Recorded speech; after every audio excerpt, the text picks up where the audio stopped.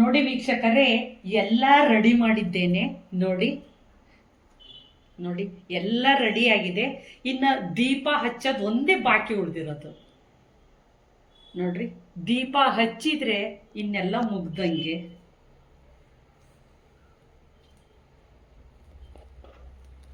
ಎಲ್ಲ ರೆಡಿ ಆಗಿದೆ ನೋಡ್ರಿ. ಈ ರೀತಿ ಇರುತ್ತೆ ನಮ್ಮನೆ ವರಮಹಾಲಕ್ಷ್ಮಿ ಪೂಜೆ.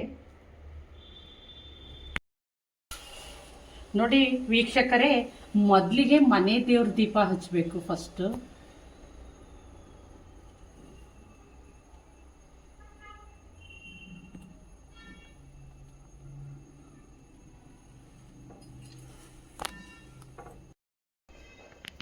ನೋಡಿ ವೀಕ್ಷಕರೇ, ಮೊದಲು ಕಾಮಾಕ್ಷಿ ದೀಪ ಅಥವಾ ಲಕ್ಷ್ಮೀ ದೀಪವನ್ನು ಹಚ್ತಾ ಇದ್ದೀನಿ ಮೊದಲಿಗೆ.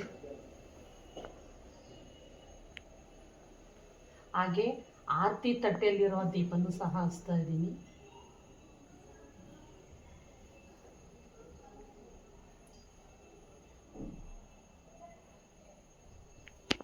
ನೋಡಿ ವೀಕ್ಷಕರೇ, ಈ ದೀಪದಲ್ಲಿ ಹಚ್ಚಿದ್ದೀನಿ ಎಲ್ಲ ದೀಪಗಳು.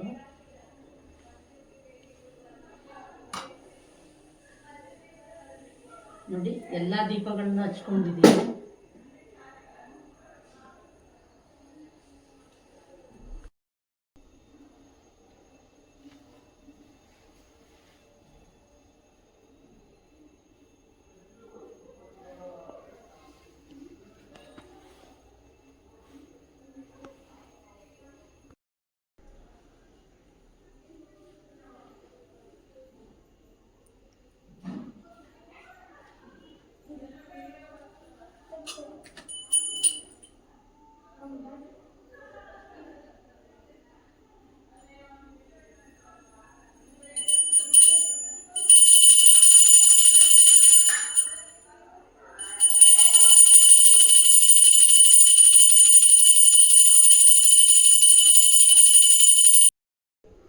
ನೋಡಿ ವೀಕ್ಷಕರೇ, ವರಮಹಾಲಕ್ಷ್ಮಿಗೋಸ್ಕರ ನೈವೇದ್ಯ ಮಾಡಿದ್ದೀನಿ.